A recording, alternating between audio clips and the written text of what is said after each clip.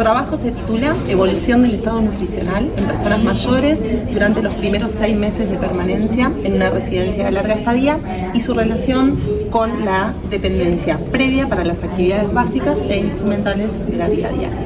Bueno, como introducción sabemos que la prevalencia de malnutrición en los pacientes institucionalizados es alta, oscila aproximadamente, según la bibliografía disponible, entre un 30 a un 60% y está relacionada con una disminución de las capacidades funcionales de los adultos mayores. La dificultad y la dependencia en las actividades relacionadas con la alimentación impactan sin ninguna duda en esta población, afectándolos y poniéndolos en una situación de riesgo y vulnerabilidad respecto a su estado nutricional. Como objetivos nos propusimos evaluar el cambio del estado nutricional durante los primeros 6 meses desde el ingreso y describir el grado de dependencia para las actividades instrumentales y básicas de la vida diaria que estaban relacionadas con la alimentación. Como métodos evaluamos 55 residentes con una edad promedio de 86 años. El estado nutricional lo evaluamos a través del MNA y el índice de masa corporal al ingreso a la institución. Se registró el peso corporal de los residentes durante los primeros 6 meses, mes a mes, a través de una balanza digital en aquellos residentes que no eran capaces para la bipedestación en una báscula para silla de ruedas. Bien, se evalúan las actividades básicas de la vida diaria a través del índice de Bartel y las actividades instrumentales relacionadas con la alimentación previas al ingreso a través de la escala de Lotton y Broad. Como resultado podemos ver allí en el gráfico cómo quedó conformada la distribución de la muestra según el estado nutricional al ingreso de acuerdo al MNA.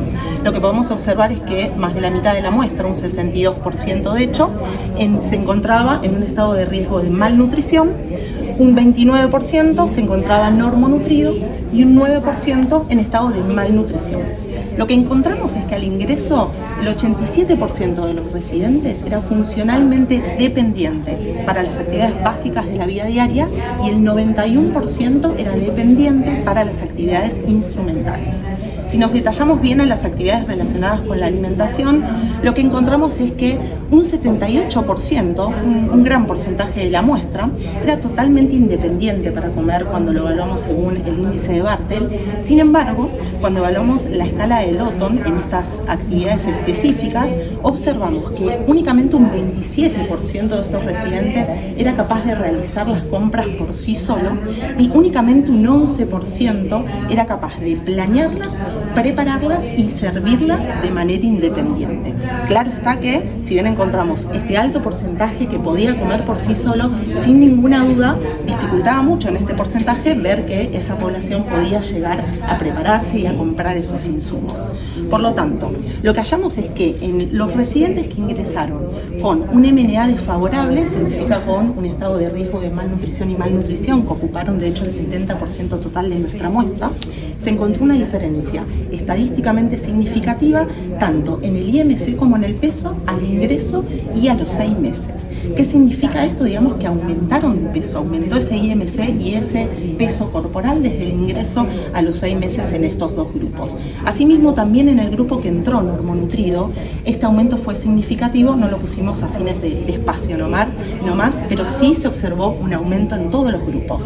Sin embargo, no se hallaron diferencias entre estas dos variables de acuerdo a si el residente previamente al ingreso vivía solo o acompañado, si bien en su momento nos lo propusimos como objetivo, no quedó plasmado en el trabajo final, pero esto no hubo diferencias en si venía viviendo solo o acompañado.